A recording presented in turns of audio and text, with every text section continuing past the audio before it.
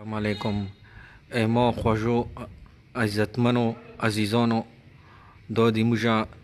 ډاګ اسماعیل هیلو کې محله ملک میر کې د جومات ته دا د خاورو شګو کاڼو نه جوړ ده او موږ ته سخت مدرسې ضرورت ده چې هغې کې به سترې وړکي سبا کې ای دې جومات په شا باندې په بیک سایډ باندې به دې مدرسه جوړیږي. هغه مدرسه چې کوم دا ځکه نه جوړیږي که نه چې هغه به تاسو ته اوس موږ ښیو خو دا جي په ډاګ اسماعیل هیلو کې محله ملک میر د جومات ته محله ملک میر کې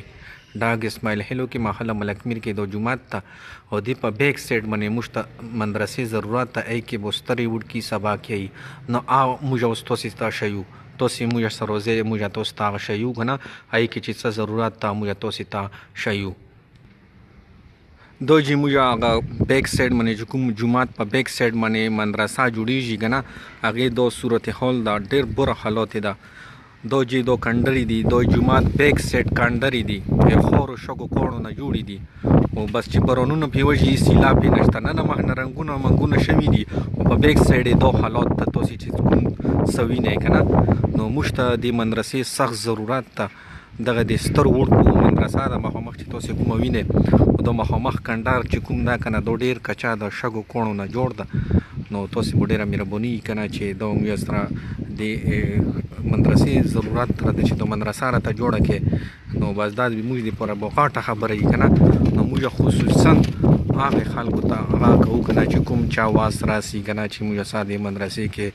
هیلپ وکړي او د مدرسه جوړه شي دې کې چې کوم معلمان او حافظان جوړېږي هغې ټول ثوابونه خدای پاک هغې ته ورکوي. دا د مدرسې ګیټ ده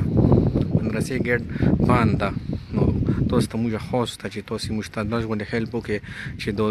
مدرسې ګیټ کلو شي او سترې وړکي خپل سبق شروع کړي. دا جي دا مدرسه ځکه نه جوړېږي دې پوسه د بجلۍ تورونه راغلي دي دا مخامخ کمبه ده نو بجلۍ تورونه راغلي په دې باندې لنټار نه شي اچول نو دې ته موږ ته دغې ستنې نه ونیسه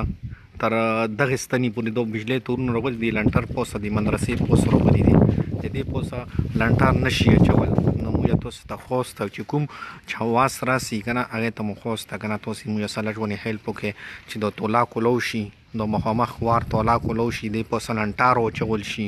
د مخامخ کنډار ته نه وباسي دې طرف ته د